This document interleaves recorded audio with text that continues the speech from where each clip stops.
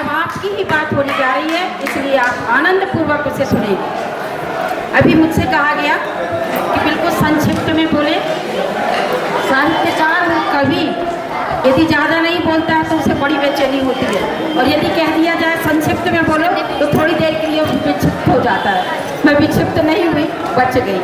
मैं सार में बात करती हूँ अपने बाल साहित्य में लोक साहित्य का अवदान पर।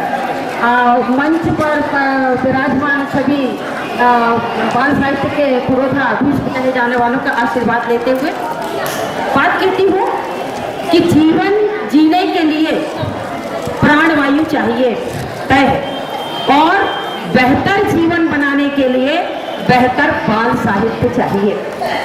बेहतर बाल साहित्य से तात्पर्य यह नहीं है कि वह ज्ञानपरक ही हो, बल्कि वह आनंददायक हो। आनंददायक होते हुए जीवन जीने की कला भी सिखाता हो। पूर्व में साहित्य वाचक और मौखिक रूप में था। मानव की विकास यात्रा के साथ साथ वह लिखित रूप में सामने आया, यह जगत विदित है। फिर साहित्य केवल साहित्य था।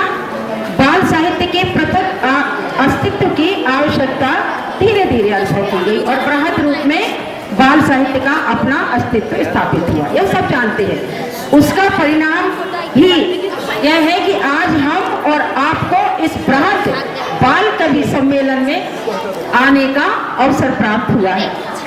मनुष्य का स्वभाव है कि वह अपने बौद्धिक स्तर पर किसी वाचक या मौखिक तथ्यों को लिखित रूप में सहेजकर उसे ऐतिहासिक धरोहर बनाकर भावी निर्माण में सहयात्री बनाना। यहाँ